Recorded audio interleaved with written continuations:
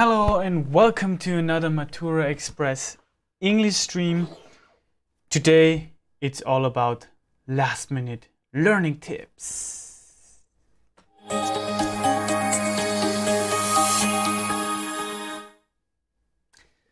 Hello and welcome again to this beautiful Wednesday evening stream. Today we talk about a little bit different topic. It's all about last minute tips and strategies for learning for the English A-level exam. Today's overview is made with those beautiful icons. Basically, I hope you can see them. Just gonna go in this direction. In this case, we first, as always, start with the overview, of course. I think that's the best way. So, the importance of a study plan. Then we're gonna look at how to summarize your topics, how to create mind maps and to revise topics. How to practice speaking about topics, and strategies for learning topic vocabulary, and how to practice applying learned vocabulary. So those are all the things we're talking about today. We're gonna start off with the importance of a study plan, and I have to move a little bit. I think it's better now. So, a study plan, as we've outlined in the past, is something you should consider doing or creating. It's just overall, a study plan really helps you to chunk your learning, to kind of slice the cake into several pieces. In this case, the cake is the things you have to study. And then, if you created a study plan, you can follow this plan. And it really helps you to achieve your study goals faster, to stay focused, to plan your day. So you also want to do something different than just studying the whole day. It helps you to keep an overview what you've already completed, which aspects or which topics, and which not, and what does your progress look like. Do you need to revise something? And then if you need to revise something, make notes, label, make highlight it somehow that you need to revise something. And that helps you to keep an overview. And also helps you in this case to make pauses and recharge your batteries for this time of studying, which is normally or hopefully not 2 days before the exam. A rule of thumb, every online trainer recommends, and we recommend to you, is that you practice or include English every day. So try to think in English, try to talk in English. Maybe if you don't have someone to talk to, then talk to yourself or think in English, as I've already mentioned, and revise vocabulary, how you could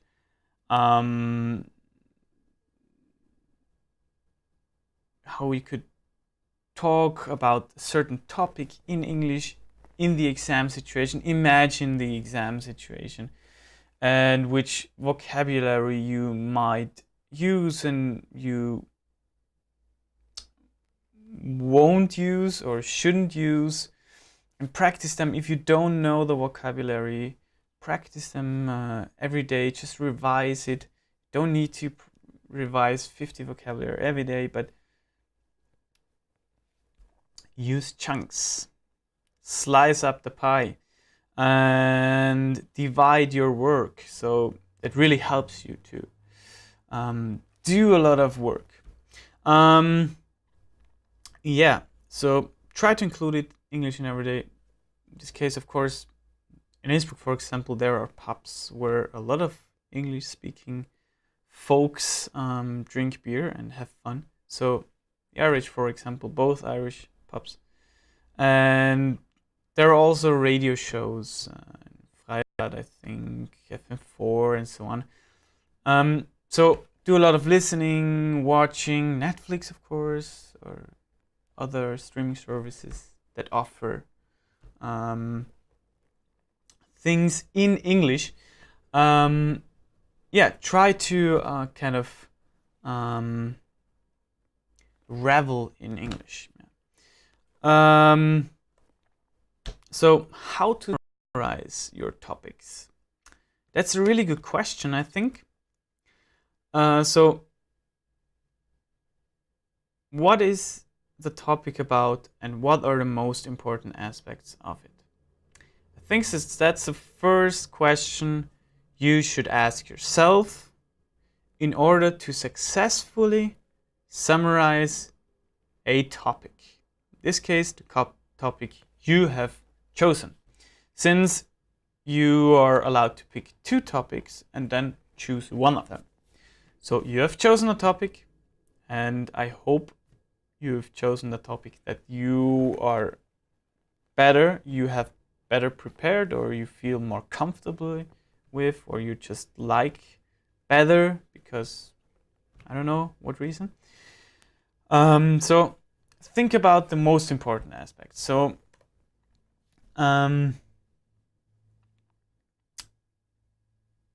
also think about new developments, of course, but what I wanted to say is that, for example, if you have sports and recreation, what are the most important aspects?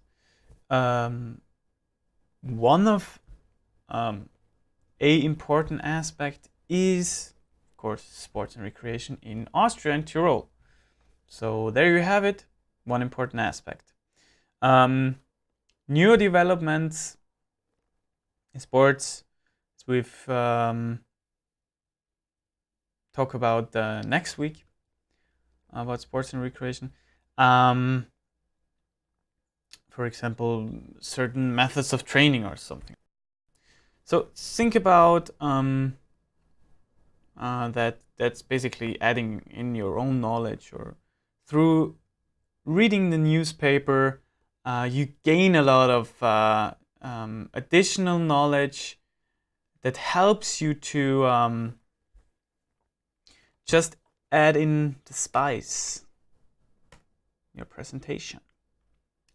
So, or in the summary in this case. Write down the most important vocabulary and phrases. I think that's a quite obvious thing to do. Also consult the internet. Try to find articles about the topics. Just inform yourself about the topic outside the knowledge you have acquired in the course. So in the Wi-Fi course. So gain additional knowledge. There is a lot of knowledge out there on the internet, so you just have to type in certain words and then ta-da, you get tons of information. I think a very good and helpful tool or advice is to use your books to structure your summary.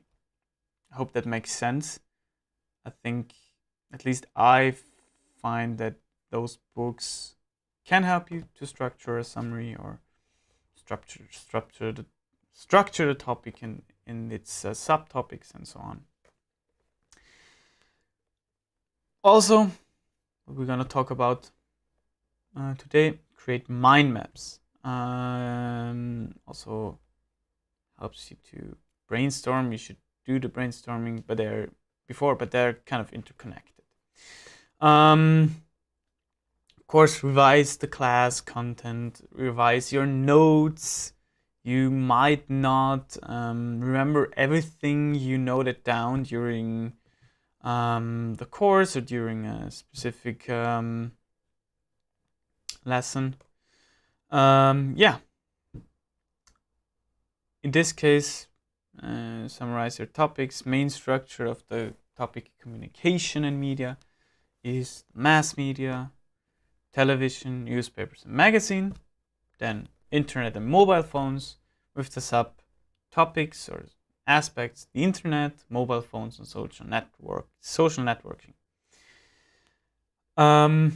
As I've already mentioned, always think about the recent developments and trends and your opinion about it. That's very important. Not only acquire additional knowledge from other articles, that's fine, of course, that's very important, but think about what is your opinion on it. So do you like or do you think social networking is the future? Or do you think newspapers are still important? So form your own opinion about every topic. That makes it easier to have a vivid dialogue. And this, of course, makes it easier for you to just stay more relaxed and focus on the essential things in the exam, which is, of course, passing the exam. Of any comments? No. Okay, so if you have questions, write us. Now, we're gonna have a look at how to create mind maps to revise topics. So, think of the main aspects of each topic. As I've already said, use maybe the book you're using, table of contents, open up the book, and then you see a beautiful structure of a topic. Divide the topic into smaller parts. So, as with other things, as I've mentioned, slice the cake. Start creating a mind map. I'm going to show you how a mind map looks like. And of course, revise it. Of course, you're kind of making a revision during writing and creating the mind map, but it's important to revise it. You don't have to really concentrate on every aspect. If you have it in front of you, you've created it by yourself. So on the sofa, in bed, just revise it quickly. I don't know, 2 minutes, 5 minutes. It's not a long time, so then your brain, it kind of burns into your brain and you never forget it. Other ideas might be create flashcards with difficult aspects and take them with you. Revise them, of course, the flashcards. They're easy to revise. And the good advantage or benefit is that someone else can ask you what the term recreation, for example, means. Just to give you an example. Okay, that's how a mind map can be outlined, can look like, can be designed, created, however you want to label it.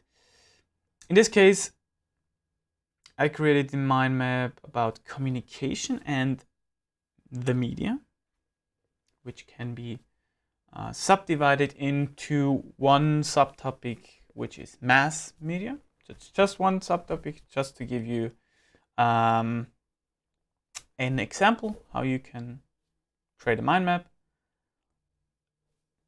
One form of mass media, of course, is television. And television can be subdivided into the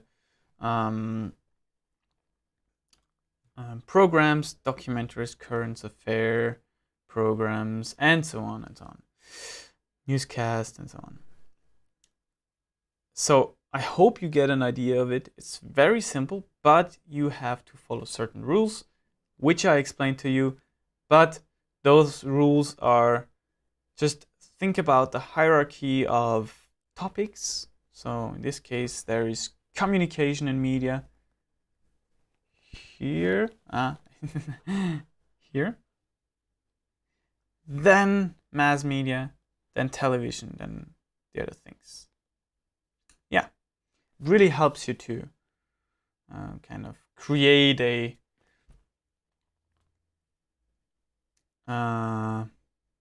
picture or paint a picture about topics. Yeah. How to practice speaking about topics. I think it's very essential since you're doing an oral exam. I've already mentioned think in English, read, listen, speak, and write in English.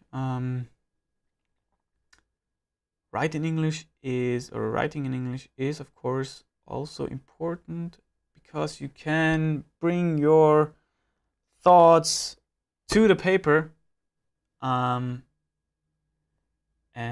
it just helps you to revise vocabulary, or helps you to stay in English and using the language. Use English as much as possible, as always. Practice your pronunciation. Merriam-Webster, for example, Oxford dictionaries, YouTube videos. There is a lot of things out there that help you to nail every pronunciation. Camera focus. Yes. Pronunciation of every word you need in order to not kind of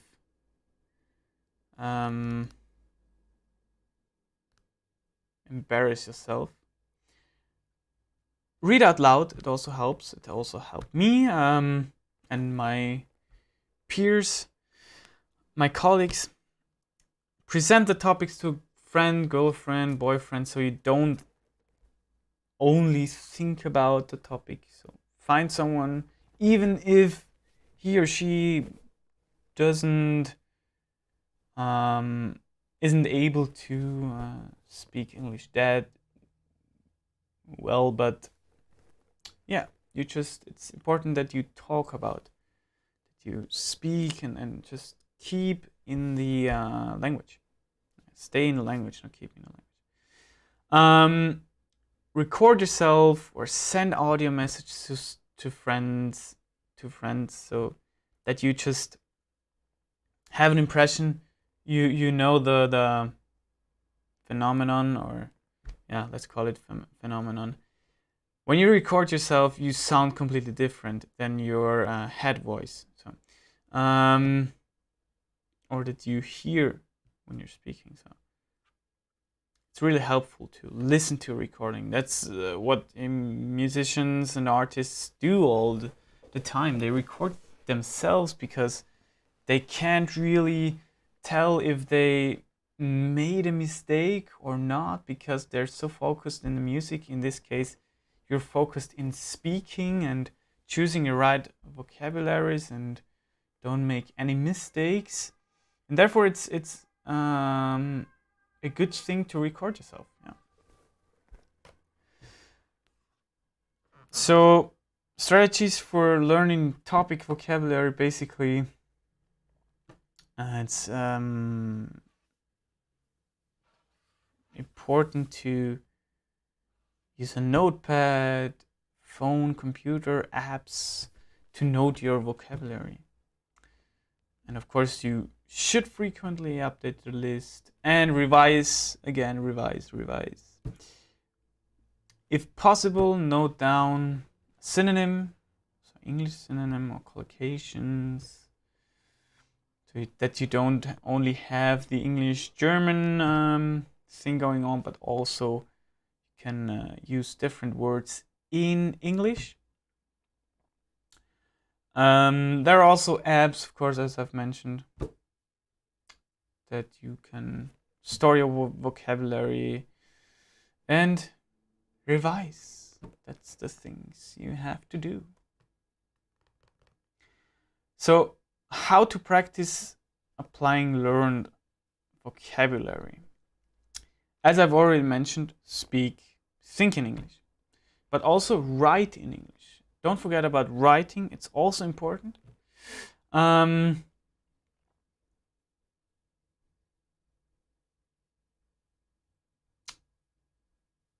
Difficult to learn vocabulary.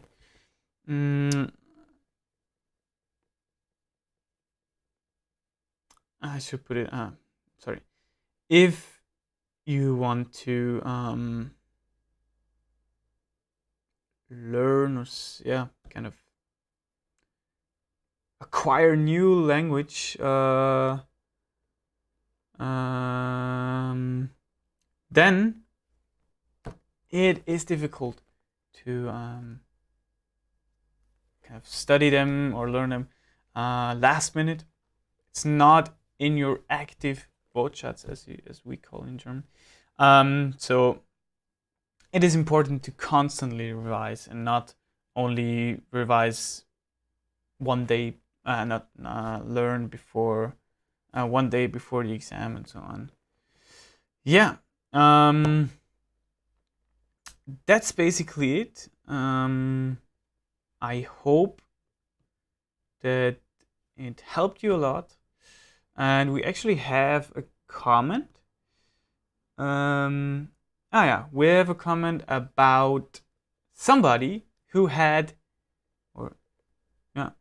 his or her A-level exam yesterday, and he or she passed it with an A. So that's what we want to hear from the students. And in this case, congratulations. And keep on doing your oral exams with an A, maybe. I don't know if it was your last or your first exam,